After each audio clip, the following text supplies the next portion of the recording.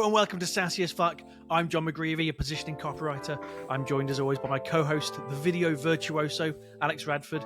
And today our guest is founder of Sassy DB, Sassy DB, Stuart Brent. How's it going, Stuart? It's wonderful. I'm so glad to be here. Long-time listener, first-time caller. That's nice. So lovely. Oh, what a dream. As someone who's always wanted to be a DJ, having somebody say that to me. Yeah, I've always wanted to say it too, so this is great so far. Oh, so we've already achieved dreams. So Alex, what dream have you got? Let's try and tick that off as well. I don't know, multi-millionaire video mogul. I don't know. It's not really. It's not realistic. It's not realistic. I'll just go away. I know. I should know my place really. I think it's realistic. Maybe just not for this episode to kind of get done by the 45 minutes. Yeah. Okay. Sure. Maybe I learn how to make an iced coffee. I think that's my kind of That's thing. cool. I've been told I do it wrong. So. I mean, yeah, it's just adding ice to coffee. It's not as difficult as really. You've made it seem like there's more skill to it than just what it is. Yeah. Just let the coffee cool first.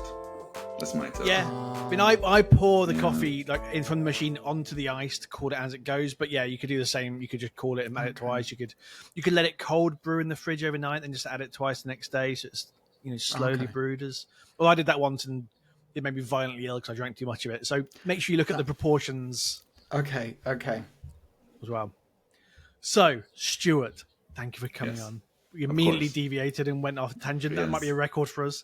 To start off with, obviously you're the founder of Sassy DB, which I've used myself. I really like it. So something I've always wanted to know and never had anyone to ask really, but what is screen printing? So screen printing is forcing you take a screen, a mesh screen, you coat it with emulsion, you expose it with a design. What's not exposed gets hardened. You wash away the unexposed part. It creates a stencil. You apply that on top of a shirt, usually with a press to hold it in place. You apply the ink. You pull a squeegee, and then voila, you have a shirt. Your shirt, John, was no doubt screen printed. In case this is confusing to anybody, I have a screen printing company. 20 years ago, I got into screen printing as a hobby, and then started doing it for hire. I was freshly out of college. I told people I'm gonna make T-shirts for a living. They said you can't do that. I proved everybody wrong slowly and kept that chip on my shoulder in a healthy way for a long time. I grew it from a laundry room to a basement to a screen printing shop to having one employee. I read the 4-Hour Work Week. 6 months later, it clicked in my brain that I don't need to be in a hot, air-conditioned screen printing shop with a guy all day printing shirts myself next to conveyor belt oven, and I realized I can just sell the shirts, not print them. So I got rid of my shop, moved to the beach. It was just a screen printing broker. Instead of just focusing on that and doing marketing like I told myself I would, I got into the startup world. So that's a good segue. But yeah, screen printing is my background originally. The temptation now to force it back into a screen printing conversation, and just every time you do a segue, just go. We can talk about screen printing if you want to. Use? No. So the next question. Thank you for also adding the context there, because I did realize after saying I could have really added some sort of context about screen printing, but instead I went straight in with it. But you added the context that really benefits me and Alex a moment to then in post production go. We should add something in there really to explain that. So, but now your screen printing company is running along in the background. You're not. Yes, my business partner, Adam, shout out to Adam. He runs the day-to-day. He runs the shop. My production is his shop. They do the customer service too. And I'm supposed to be doing some marketing, but I don't do that much because startup world is more interesting. Also, honestly, the profit margin of a screen printing company is terrible. And it's basically the opposite margin of what a SaaS is. So that's one reason. Yeah. But yeah, I'm doing some cold email marketing for the screen printing company, and I do like to print shirts for startups and SaaS. So one of my plans for this quarter is to reach out to SaaS companies and try to pitch them on buying T-shirts from us. Nice, have a nice little crossover there between it, and obviously you have a good source of SaaS leads. Yes. Speaking of which, so what is your focus now is on Sassy DB? What is it? So there's a lot of lead databases like Apollo, ZoomInfo, Crunchbase, yada yada, GetLodka. And oftentimes they don't have good filtering for SaaS specific business models. Something like if you look through Sales Navigator on LinkedIn, you're going to search for software development to find SaaS companies, but all the software development agencies also fall in that. So you're pulling out agencies that are completely irrelevant if you want to actually pitch to SaaS companies. So this project is an offshoot of a pivot. 4 years ago, I had the idea for a research system to find unpublished company email addresses for the employees. And I wrote an algorithm, which sounds fancy, but it's not really, it's kind of a lofty word, and built this whole research system around it. So I can take lists of companies, run them through my system, embellish them with a bunch of data, embellish them with all the employees found and the contact information. So I now take that and focus that research system specifically on a SaaS company database. And I'm building a bespoke database app to serve the leads to customers too, which is what you've used, John. Yeah. Oh, cool. So, right, we mentioned kind of ZoomInfo and Apollo, and like they're like giants in that. And how do you convince a marketer to bet on a newer, more like niche database then? It's tough really, because people are comparing me to Apollo all the time, but I have leads not in Apollo, so that usually gets their attention. And also the fact that it's just SaaS specific. I've had agencies sign up and just be so thrilled to have something SaaS specific, where they're not having the question, is this really a SaaS? Or trying to figure out ways to filter for SaaS. So it's just an add-on database essentially. And if you're doing exclusively pitching to SaaS companies, then it could be your one and only database, but it's often seen as just an add-on, and I'm fine with that. Like Apollo and ZoomInfo are obviously huge companies. ZoomInfo is publicly traded, I believe. So I'm fine being a small and niche database for people who only want to reach out to SaaS companies. I think it works well because I was someone who uses SaaSy That's the problem I had before, was that I'd use these other tools and the filtering would go, it just didn't have that. You didn't have an option for SaaS. You'd have to go, okay, they do software development or do things, and you have to kind of find it in, every SaaS describes itself in a different way. Some consider themselves a software company, some consider themselves in the industry they're serving and things like that. And so it's very difficult to filter, whereas like SaaSDB is the tool I use for kind of growing my. This isn't a paid ad, by the way. This is just this is how I know Stuart, is by using his tool and it being good. But yeah, it's that thing where I actually have that thing, and not just specifying SaaS, but also things like has it had investment recently, things like those elements of SaaSDB that are useful, because I don't want to be pitching to someone where it's a one-person thing that started last week who won't have any budget because it's used. I can't, as much as I'd like to help them, if they can't afford me, it's not that useful.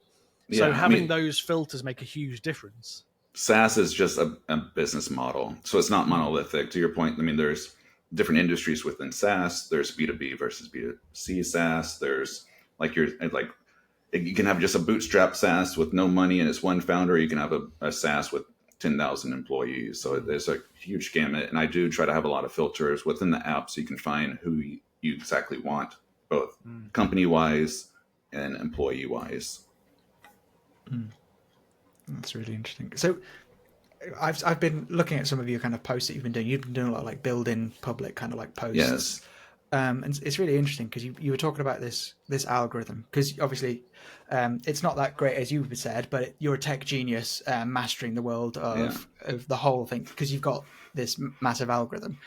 I've seen that it's kind of like about AI enabled like SaaS double checker, using kind of a lot of like these really cool tools. Can you talk about like why that's important and about culling the data that you've got in comparison to these other competitors?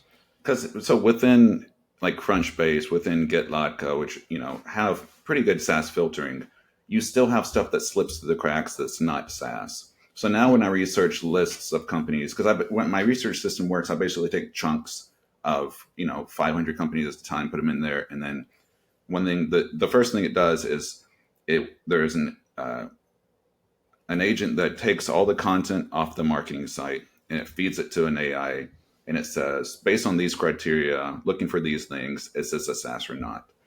And the biggest reason I have it being AI built now is that I don't want to look at 1,000, 2,000 SaaS company marketing sites a week and go through and say, is this really a SaaS? because it can be kind of convoluted looking at it as a human to figure it out. Sometimes it's quick and easy. I mean, if they have a pricing tab and if they have a, calendar link to book a demo, they're probably a SaaS.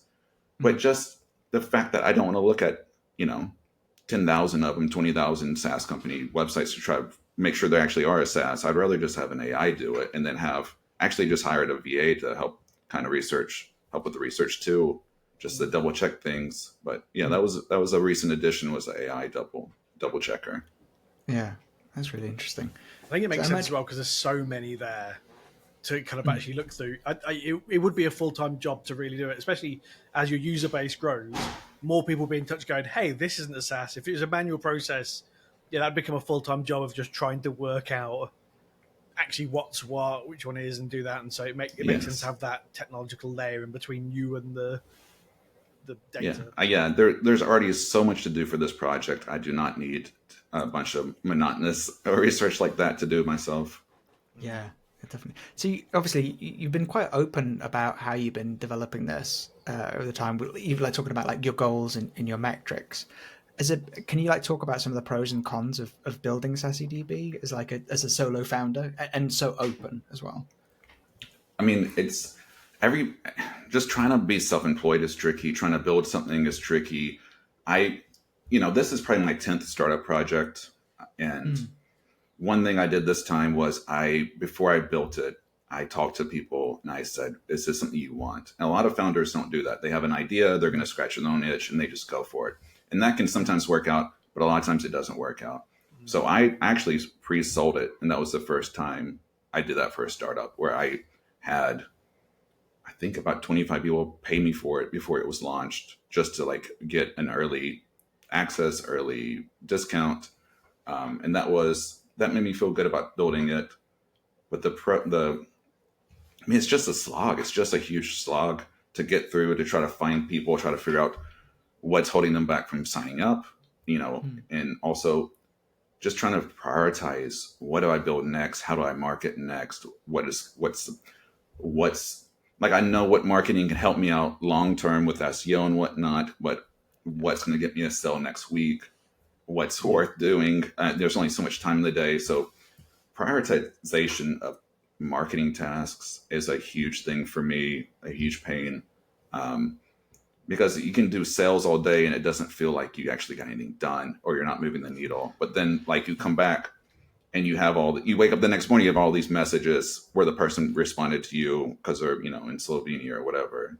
And you wake up and you have prospects again. So just the up and down day to day of the entrepreneur life is tough, where you get to work and you feel shitty because you haven't had sales, and then somebody buys and you feel like you're, I'm king of the world. I'm gonna go out and buy a nice sandwich. I'm doing great. And then the next day it's down the dumps until you get a Stripe notification. It's just it's a battle. That's been, and also my recent thing is I was doing lifetime deals because I felt such a nascent system. I should reward early supporters, early users, and let them have lifetime access for a certain price. And that was the psychology of selling that is, these people are supporting me and basically buying it for the future. So that brings in a certain amount of money, which is nice, but it's not recurring, so it's not predictable. And it's you're chasing just one hit, one Stripe notification, one-time payment. So I've been trying to switch to monthly and annual plans, which is more than I expected, a big change in the marketing approach. Okay. So that's been a big challenge and con lately, is just trying to shift from lifetime deals to monthly, because monthly is more sustainable, but you also are trading off, I'm going to get a lot of little payments monthly as opposed to a big chunk that keeps you going. So it's just day to day, it's just hell. And, but it's very, I don't know, it's what I want to do. I joke that my dream job is what I do now. I mean, excuse me, my job is what I do now. My dream job is a rich startup founder. So having made it, but still hacking away all day at sitting in a coffee shop building a database. That's actually what I want to do. Without the anxiety, right? That's the difference. Is that it's doing the same work, but without that nagging voice in your head going, well, if this doesn't work, then Yeah, like, am I gonna have to get a job? Like, I don't want to get a job. That's the ultimate failure to me, is if like I had to go get a job. Like, no, thank you. Same. I nearly updated my CV a few months ago. At the start of the year, everything dropped off. I started updating. I was like, this is the worst. And so I think it motivated me to kind of just Yeah, find I don't even clients have a from resume anywhere. because I've been self-employed 20 years almost. Like, there's no going back for me. So I just grind away. One thing I've been doing is trying to add service offerings on top of it to help cash flow and help find ways to use my database and my own, brain and service to help people do outreach campaigns and whatnot, just to expand the offering and also just make it more viable as I get initial traction and keep going. Yeah. So you've already alluded to you. I think it's fair to call you a serial entrepreneur, and that's a valid description based on your job history. But how is that? Like, I'm not going to ask you to go to every single job, every single business you started, because that it's not that long a podcast. But I still think that what have you taken from those bits in the past? What is that? How have those businesses fed into SaaSy how you run it, the decisions you make now? Because that's surely there was a lot of lessons in those Yeah, businesses. I feel like I've mostly learned what business model criteria work best. Like, my first startup was an online dating profile critique service. And people think that's the most interesting one too. And like, I was able to get, like, I did PR campaigns for that because it was interesting enough. I got in the actual, like, printed paper. But that, there's so many issues with that business model. And you can learn what sucks about a business model. And then the next time you have a venture, you can say that business model, whatever you're doing, whatever you're selling, the criteria of it, what's going to be good and what's going to be bad. So I now know basically, like, any startup I was going to work on, I want it to be B2B because they're more serious and they're more willing to give you money. I want it to be recurring, so it's, reliable. And I don't want to do physical products ever again. Mm. So you just learn what sucks and what works, and you try to find applications for those in the future. Okay. I like that a lot of those are personal lessons rather than necessarily business lessons. They're more about working out what you want to do. Because a lot of people would answer that same question by going, "Oh, well, I found that social, like paid ads on social media, is more effective than this or this or this." But I like that what your approach, because this is what I've been doing for 4 years self-employed, is mostly looking at what do I enjoy, what are the bits that I enjoy versus what I don't Yes. enjoy. Yeah. I mean, people knock a lifestyle business. Like, people that are, I don't know, have huge companies will knock a lifestyle business. But I think, the idea of like making a healthy salary, doing exactly what you enjoy. And if you don't want to take calls, and you don't have to take calls, and that's great. And you don't want to talk to people, you just, just the idea that you can do whatever you want and you're flexible. That's the dream to me. So Yeah. I try to tailor things around that. I mean, I can speak about like the difficulties of Google Display Network ads versus, Google clicks targeting or whatever, Yeah. but the lessons are more about what's going to work, what's going to be pleasant, what are people really going to care about, how do you validate an idea, how do you market an idea, what criteria you need in the business model.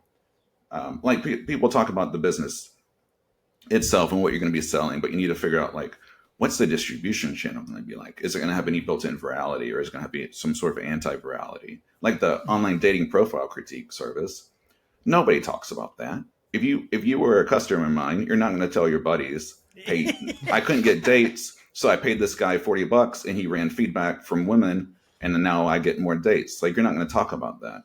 Yeah, And also with that service, like, if you do a good job, you never hear from them again. So that's true. like trying to find stickiness within a business model. Those are the kind of lessons you get. That's fair.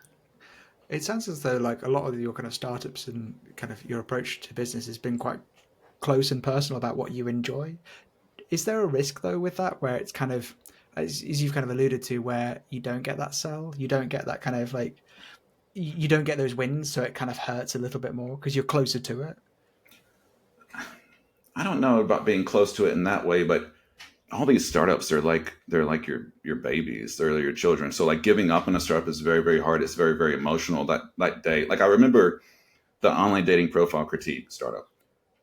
I sat down at a coffee shop one day and I wrote like a 2,000 word piece about why I'm going to kill my startup and like why it's not working. And it was emotional. I mean, that's been I don't know, 8 years ago, and it still like gets me verklempt a little bit because you work so hard on something. You want it to work. You want it to potentially help people, and you just know that it's fucked, and it just you have to kill it. You have to like give up on it, and then you know a little part of you like there's so much psychology built into all this too. Like I feel like every founder needs a therapist because it's a personal is it a personal failure, is it a business failure? You are the business, so you know it's very, very tough. And like I do choose projects based on what I find interesting. I mean, I've worked on a facility management SaaS before. Okay. And facility management I think it's neat. It's not a passion of mine.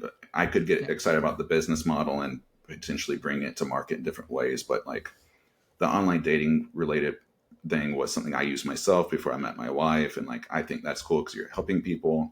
I wanted to work on a startup that was for training pilots for the written test here with the FAA because I'm a pilot or was. So like that was a personal connection. So yeah, it definitely gets personal. Not just your interests, but the fact that it's like you. I mean, it's so much of you. It's like what you're doing all day. And if it fails, it's like,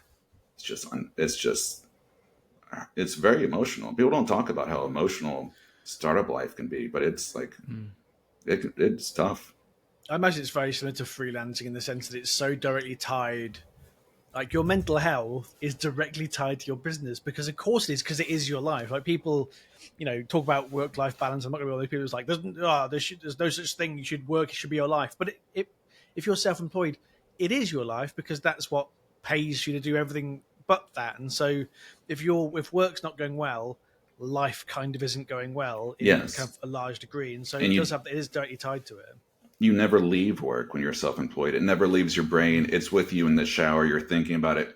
I mean, when I was in college, I had a shitty job at a pet store. I worked in the fish department and like in the aquariums.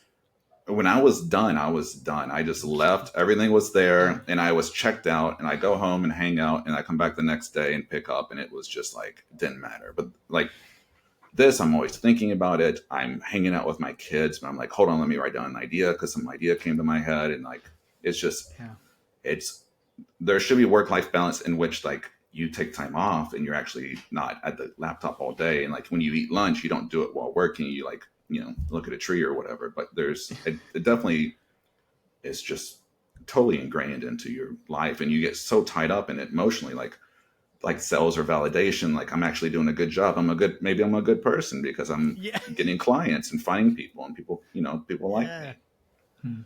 Yeah, gosh. Yeah, you're right. And if people don't like, that really rings true in a very upsetting way. That they go, when people like come and go, oh, it was a really good chat, but we're gonna go to someone else. Like as much as I can logically go, maybe their price was cheaper, or they just have better experience, or whatever it is.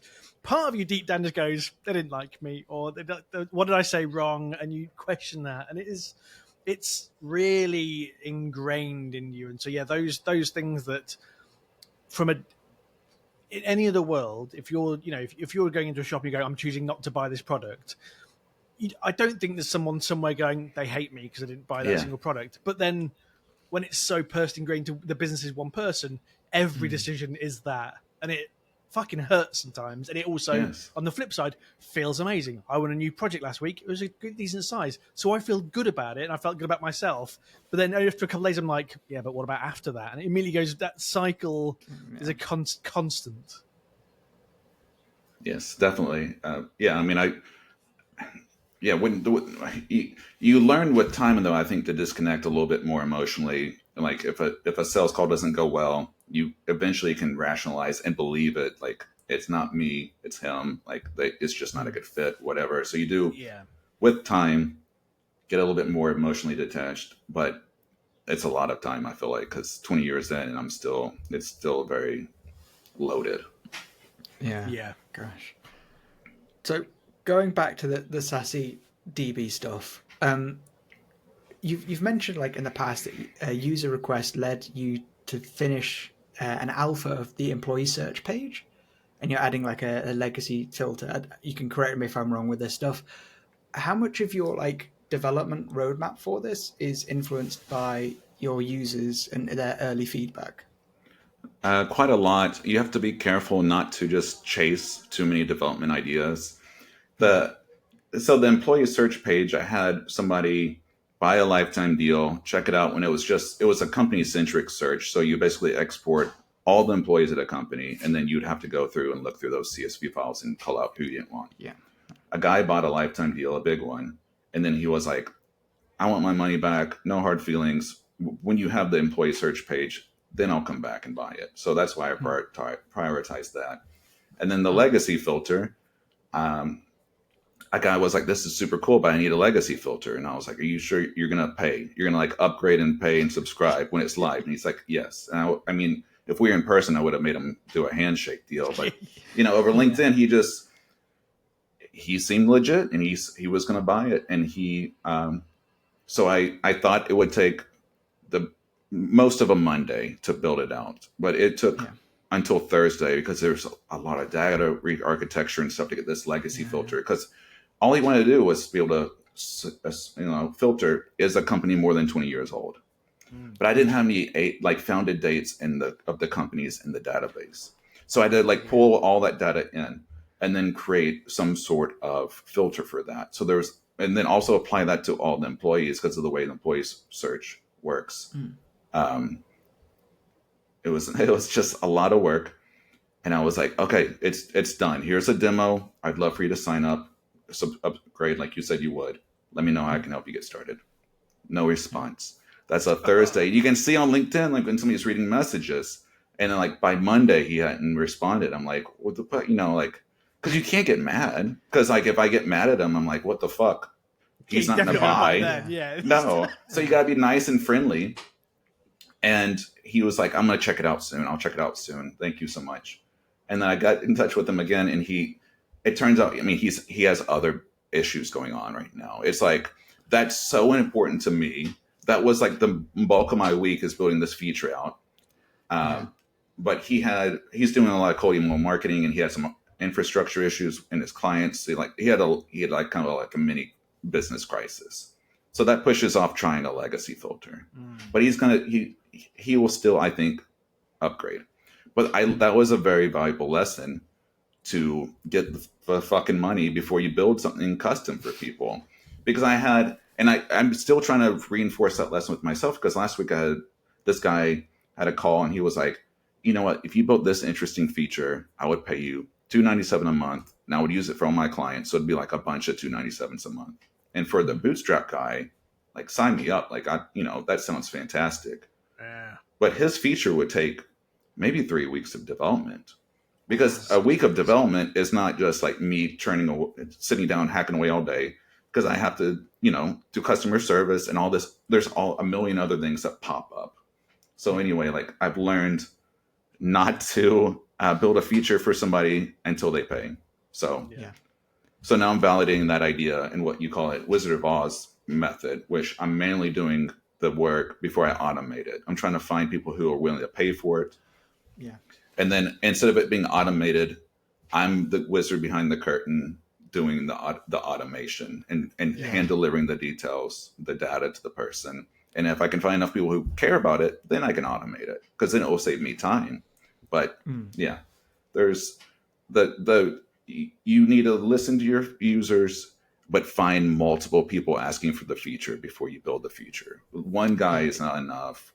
Your own use is probably not enough, because there's very precious time, especially, it's just me. I don't have a development team. A project like this could have been, this could be a seed round of millions of dollars with a dev team of 6 grinding it out, but it's not. It's just me, and I'm trying to prioritize what's most important.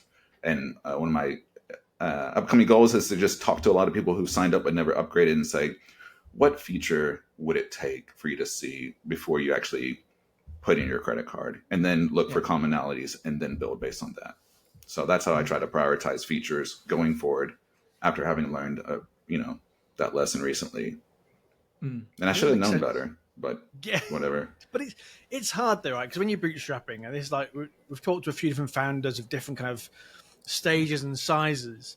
And the problem is, as you kind of mentioned, when it comes to, so if you're using, I don't know, you're using, let me look at any of the software, Calendly, and you go, oh, this feature would be cool to add to Calendly.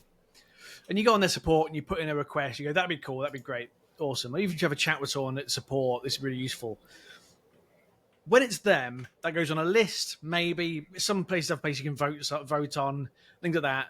Might never come to be. It might, cool. Sometimes it's been before, like years later. Like I remember messaging Todoist years ago, asking for a calendar in the app, and like 3 years later they added it. I don't think because of me. I think that was a separate thing. I think just obviously enough people asked for it. But when you're small, when you're first there, then people don't realize that when they suggest something, you could, if you go right, you're committing to this, or you're saying you'll upgrade if you have this, great. Like I said, it took like 4 days to get it in. People don't see that, and so people won't prioritize checking it because they just think, oh, cool, you've added a thing, and they'll assume in their head it's for other people as well. But you, as the sole founder employee, is there going, please fucking validate my 4 days I spent last week. Just jump on it now and just go, great work. That's really good. Just something.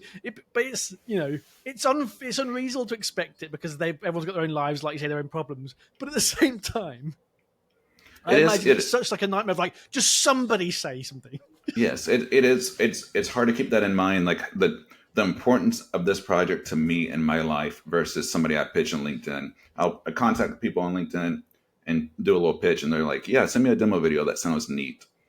And then, so in my mind, they're a prospect. They might sign up. They might give me money, but to them, it's just like one of 100 things they're trying to check out this week or trying to get to on their list. So it's just the priorities are just so different between me and a potential, not even a potential user, potential prospect. And I just try to keep that in mind because, you can't chase them too hard. You can't push them too hard. And just to be kind of try to be chill, even though you don't know how you're going to keep going at times as a bootstrap guy, because you have a certain amount of runway, or you have a financial gap to fill. And those people you sent a demo to on LinkedIn, they could fix your problems if they sign up. But the problem you fix for them with your startup is just not pressing enough for them to get to it right then. You know what I mean? Yeah. It's difficult because people don't know until they're using for a bit sometimes how much something is actually valuable to them, and everyone's insular. Everyone's looking at their own problems they're trying to solve, and so find that balance and kind of them having that understanding of the impact of what it might have, them saying something to a bootstrap company versus a bigger company. It's just I think it's a balancing act for everyone involved, and it's just kind of working out that value and how to communicate the value and how to explain to some people how much effort something is. Because I worked in software development for 14 years. Alex used to be a developer. Some people think adding a legacy tick box that's 5 minutes, right? You just add a tick box and then it filters everything. People don't consider that actually, no, the data has to be the right format and configuration architecture for that tick box to do anything right. And so it's that understanding which people don't have, and you can't expect them to have. That's hard to negotiate. I'm not sure my mental health could cope with it. Yeah. No. So the cool thing about SaaSDB is that as you're building this up, you're able to kind of, because you're so close to it, you're able to see kind of trends that are happening in SaaS startups and the longer serving kind of companies. Is there anything that you're kind of like seeing, any trends or anything from the database itself that you're like, oh, that's pretty nifty? Short answer is no. I mean, I'm not going like the data. I don't look at it that way. So no. I just don't see. I see trends more within marketing because I'm really more focused on marketing. I'm researching companies and putting their data into the database, but not in a way in which it shows me anything interesting to your question, which would have been interesting if I had anything to talk about. But no, it's more, I just see trends within kind of how people are using data, honestly. Like people, well, actually I do see trends in what is requested. People ask, do you have intent-based data?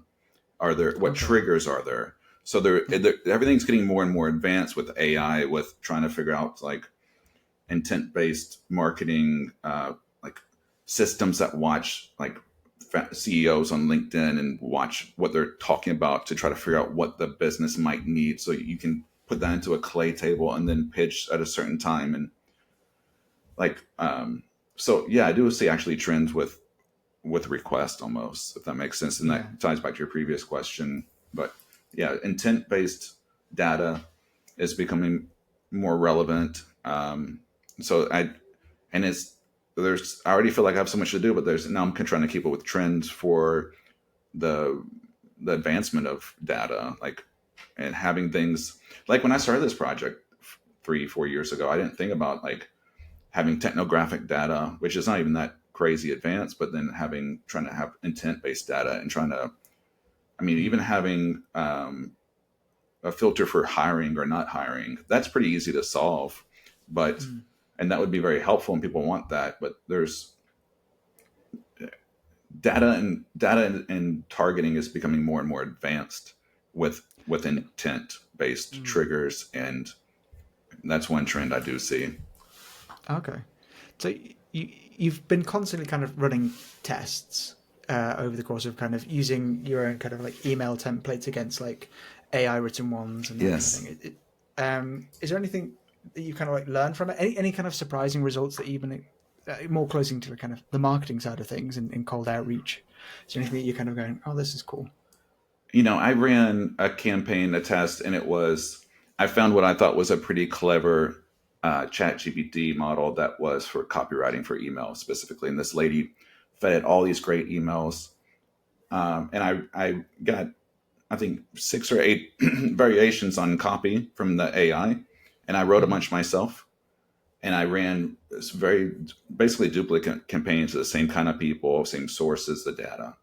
And I outperformed the AI, which was surprising. Like that I didn't think that would work because writing email copy can be kind of exhausting, like writing any copy can be. So the idea that you could just give it to an AI and have it spit out copy, that'd be lovely if it just converted really well. But it turned out my standard kind of copy worked just as well as this witty seeming AI. So that was one experiment that was interesting. But yeah. Okay. I think that's really interesting. Oh, sorry, Alex, carry on. I was going to do like I think a very subtle plug, unless my research is completely inaccurate, and then Stuart can tell me to piss off. But you obviously for all this information, you're also writing a course about cold email. Am I right? Yes. Yes. I don't know when this episode is going to come out, but it'll hopefully be ready. Like my goal is to record it this week. But yeah, coldemail.vip, that's the website. So it'll be a course because I've been doing cold email on and off for 10 years. Which is a long time in that world. And I know a lot of, the technical things to do, how to get into inboxes, improving deliverability, which is getting more difficult. And then the best practices for like the length of emails, how many emails in a series. And a lot of people are interested in cold email or trying it because it can be a very affordable way to get the message to a lot of people and scalable. But they're worried they're going to be marked as spammer. They're worried this going to hurt their reputation or branding or whatever. So, I've pre-sold some of the courses, and somebody who bought it a pre-sale like 6 months ago recently asked, when will it be ready? Because I've just been pushing it off, actually sitting down and doing it. And my knee-jerk reaction to him was like July 2nd, like just to set a deadline on myself that seemed realistic. So that's what I've been working on. I mean, I have the outline written. It's all in my head. I just need to get it out and do a little course and set it up and recommend all the tools that I like. It'll be a good, opportunity for me to push some of my own service offerings and of course SaaSDB. And it's just something I should have done years ago. I had the idea 3 years ago, and somebody was like, "No, you shouldn't do that because your ideal customers already know how to do cold email. Like you shouldn't teach people cold email." That was part of the lesson where I realized not everybody's advice is worth listening to. Even if they seem intelligent and well-established, it's not that all advice is good advice. And I should have written that course already. So I'm trying to get it out now. Oh, cool. Okay. Nice. Yeah, I think I think that this will be. So it should be out now. But if not, we'll add to the show notes when it's Yes, out and add a link to that as well. Because absolutely. we chatted with James Milsom. He's from Hunter. We chatted to him a couple weeks ago about cold email, and obviously it's one of those weird areas where some people think cold email doesn't work anymore. In 2025, cold email doesn't work. You know that's not the case. Other people don't. But what are the mistakes that people are making with cold email that, and I'm sure some of this we covered in your course, so don't give away too much for free if you don't want to. But what are the Yeah. mistakes people make that when it comes to their approach to cold emailing? Because I'm someone that's very like I've talked to you about this before about how like I know I should be doing more, but I get nervous and I get panicked and get like, oh, is it worth it and things like that. What are the mistakes that people are making when they approach it that is why that confirms those biases or those beliefs that it doesn't work? I think the original sin is basically using your own domain for sending cold email, because you should never send from your own domain, because I mean you can't get marked as a spammer, you can hurt your own deliverability. So if you have johnmcgreevy.com, never ever ever send cold email from that. You want to buy multiple domains and have like with johnmcgreevy.com, try johnmcgreevy.com. And then you do need a proper infrastructure, like multiple domains, multiple inboxes per domain, because it is absolutely a numbers game. Like you might send out a campaign and have a 1% response rate, and that's okay. That's pretty common.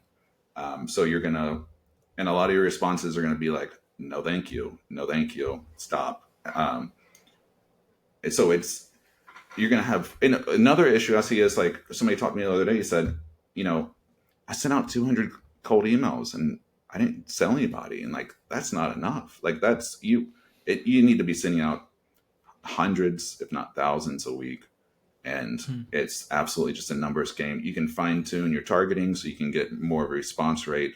And even if you are getting a higher response rate, I would not really drop the volume a ton. I would just keep the volume and just appreciate that you have a high response rate, and be aware that eventually that copy that's working so well could get fingerprinted, as they call it, where it's known to be a mass email, and then you need to come up with a new copy because your deliverability rates, your response rates will drop on that specific campaign.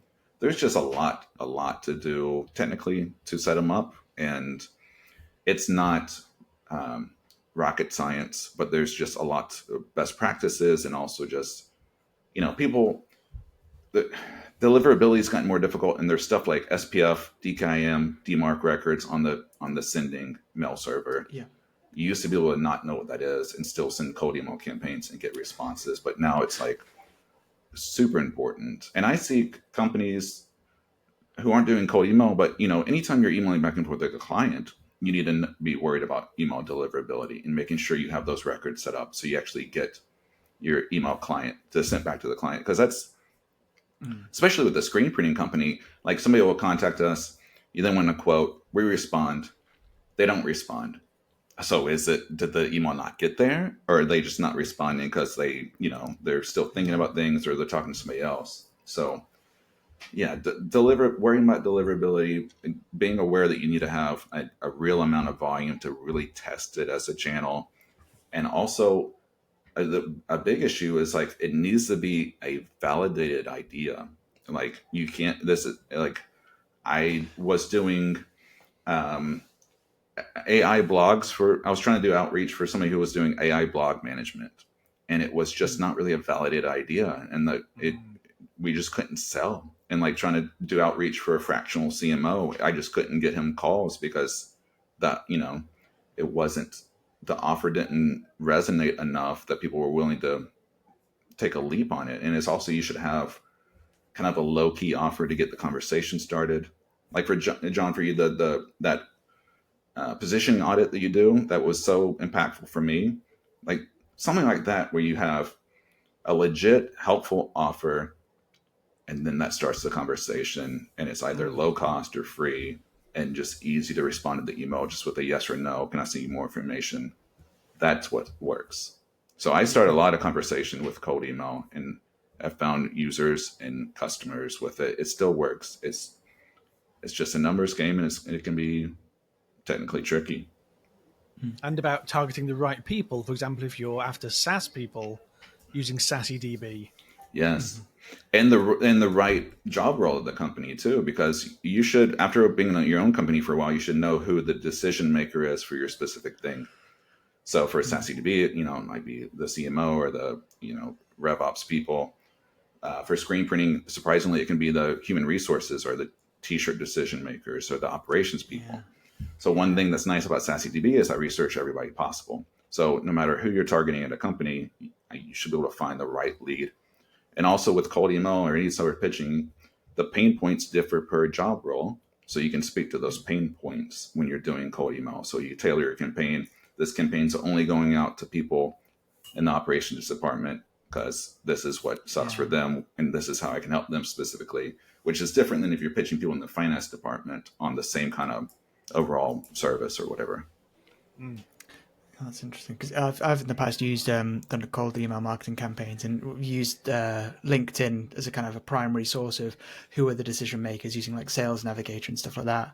But often if you put in key decision makers, they're not really the key decision makers for your product itself. If you're going like HR for t-shirts, that's actually valuable because they're the people that will actually want to buy that. If you're talking to the CEO of the company, I don't think they've got enough time or care for listening about your t-shirt idea. It's not like it's a bad idea, but it's the wrong they got other target problems to deal with. And then your targeting will change based on the company size too, which is interesting. A lot of people don't give that enough attention. But an early stage company with 10 people, the CEO might be the decision maker for t-shirts, but he won't be for long because he has just other problems. Yeah. Oh, interesting. Right. It's that time that Alex loved the most. It's time for the quiz. Yes. Let's do it. And I've mentioned this earlier on before we start recording. I've had feedback. I listen to feedback. I'm a fair person. Apparently, the quizzes have been interpreted to be unfair on Alex and have been almost fixed so that Alex loses the quiz. And so I've made sure to be as fair as possible here. I've not made this about the minutiae of Stuart's childhood. I haven't made this about, specifically SaaS email like that. I've gone for, I think, Sassy DB, sassy as fuck. This is the sassy quiz. It's just SaaS related questions. And I've gone nice and easy for across the board. It's an easy question answer thing. 5 questions each. I think I'm expecting this, to be honest, to be 5-all by the end. But we will see. We will see, and we'll go by this. Let me just get my... John, this might ruin my personal branding if I can't answer any SaaS questions on a SaaS-based podcast. I just want to... I'm sure you'll be... Right, let's go with question 1 and see how you're feeling after that, okay? So let's get there. So Stuart, first for you. Question 1. What is the name of the increasingly popular database of SaaS leads founded by Stuart Brent? Oh, SaaSDB. That's correct. Thank you. Well done. Alex, what is the name of the increasingly popular SaaS podcast hosted by John McGreevy and Alex Radford? Oh, thank God. Sassy as fuck? That's correct. See, it's 1-all. It's a fair, simple quiz. Oh, I'm sweat. It's not only because it's warm, but the stress of this is starting to get to me now. I'm a fair person. I think people have been a bit mean to me about how they're claiming it's unfair. I think sometimes maybe it's just Alex's knowledge sometimes, but I'm trying to make this easier. I love that it was unfair. I thought that was a really good bit. That it was completely. I think you should make it more unfair. It wasn't, Stuart. It was never unfair. It's not my fault that Alex doesn't know simple things about certain topics. This can't be a reflection on me. But I've brought the difficulty right down to it's okay. So, question 2, Stuart. What does the acronym MRR stand for? Monthly recurring revenue. That is correct. Alex, this one, how good are you with acronyms? Not very, but we go for it. This is one of those questions where I'm 99% sure you know this one, but if you don't, it's really uncomfortable. Alex, what does the acronym SaaS stand for? Software as a service. That's correct. I'm so glad. That's what I was most nervous about. Because I'm like, is it so easy that if you don't know, it's humiliating for everyone involved? Yeah. I'm going to purposefully edit that bit to have like 3 minutes of silence just to make it uncomfortable for everyone. Just some ticking as people are like, oh my God, does he know it? Yeah. Is he Googling it? Yeah. Okay. 2 apiece. See? Isn't this nice and easy for everyone? This is what a fun time we're all having. Question 3. Stuart, what is the name of the sales platform that's largely recognized as the most successful SaaS of all time? Oh, man, what? Sales platform. Is it Salesforce? That's correct. That is the correct Okay, answer. thank God. Salesforce. Thanks for that heavy-handed hint you got there. That's just how I always pronounce sales. I don't know what you Yes. mean. Alex, question 3 for you. This is to get to get to 3-all to stay in the game. This is the highest I've ever gotten. So, What is the name of the period of time where someone can use a SaaS for free? the period of time would be a trial. That's correct. It's a trial. It's 3-all. It's 3-all. This is. Oh my God. Everyone at home's tense right now. They're like, "Wow, this is going to be to the what?" On reflection, I should have written a tiebreaker. Really, this is a real problem for me. I didn't plan ahead for this. We never got to this point where there's a threat of it being even. So, question 4, Stuart. What is the name of the email sequence triggered when someone has created a new account with a SaaS? The onboarding drip. That's correct. Yes. So 4-3, 4-3. Oh my God. Okay, Alex, you might get to 4 here if you get this right. I might cry. It's getting emotional right now. Okay, so Alex, your question to draw a level at 4 apiece. What SaaS company hates their customers so much they charge a hugely inflated price for all their creative tools? Personally, I feel this deep within my bones. So this must be Adobe. It is Adobe. That's correct. Anything to say on the matter? If you want to, just fuck Adobe. Honestly, just use open source. If you've got it, there's loads of open source. Fuck the price uptick for just AI stuff. It's shoveling crap. I do use it on a regular basis, and I really appreciate it though. So, okay, 4 apiece. I think this is going to be people at home will be sweating. There'll be tension. People in cars will be pulling over. It's finally happening. Finally a competitive quiz. Okay, Stuart, question 5 for you. How can someone sign up for an account with SassyDB? You just go to sassydb.com. You can start a free trial, actually, and get 10 free company unlocks. oh, That's incorrect. Oh, no, so that is correct. That is correct. So that's 5 points. So perfect record for you, Stuart, so far. So I'll have to come up with a tiebreaker if Alex can get this final question to make it 5 apiece. So, Alex, what did I do next to a group of cops in Nashville in 2013?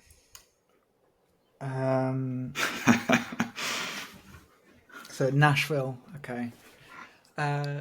Which is where Stuart lives, by the way, is Nashville. Just to kind of clarify that. Oh, cool. So it is tied into the guest as well. It's not. I'm so going to easiest say, quiz we've ever done. Easiest quiz. This is to go 5-all. This is a level.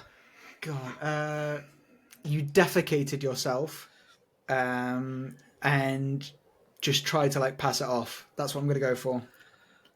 I mean, so close. John, I would love to sick take his next to them. question. Oh, you're. Okay. So I was going to say I wanted to jump in and steal his point potentially as a Nashvilleian. But yeah, you threw up in front of the cops. Yeah, no, I threw up. Yeah, I threw up. That's classic. You're down on it was Broadway. Right next to them. I'm not entirely sure. I had been drinking. You might have guessed by. Were you close to the country bars? Yes, I'd just come out of a country bar.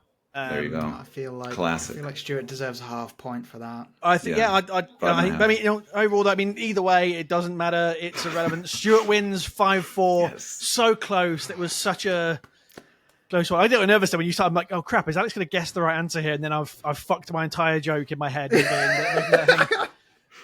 Turns out I'm predictable enough that bodily fluids were involved with your guess. But the wrong fluids were picked. So, Alex, congratulations. Stuart, congratulations. Thank you so much. Quiz. John, I must ask, how did the cops respond to your throwing up beside them? I guess that's not illegal. They somehow didn't notice. They must be so used to it happening that it didn't even register them that someone stumbled out of a bar in a plaid shirt, threw up next to them and wandered away. And they just... Either they didn't notice or they're just so used to it, they're like, yep, that's somebody coming out of a bar in Nashville. So... Yeah. Oh, man, amazing. Right, well, Stuart, thank you very much for joining us and chatting with us today. We Absolute could have pleasure. chatted for much longer. It's one of those ones where it's those interviews where often just more and more questions occur and go, okay, we need to kind of start tying it up and start focusing on the clock. And it was a great chat. It was lovely. I mean, obviously, I know you outsiders anyway, so hopefully we'll chat again. I mean, Yes, unless this went definitely. really badly for you and you're like, the quiz was a bit of shit for me. No, so you're still dead on to me. you're still on my list as potential clients too. I want to run your campaigns and help you get some SaaS clients. Yeah. It's absolutely. You're on my list of people I want to afford to hire. So it's Okay, a perfect. It's a match made in heaven. Thank So you. cool. Thank you very much for before you go course. though. Can you tell people where people can find and follow you? So it's probably best to contact me on LinkedIn, just Stuart Brent. And then, check out sassydb.com, check out coldemail.vip. Happy to help you with any outbound questions. I like to talk about this stuff and other tools, so hit me up. Oh, perfect. Thank you. Thank you very much.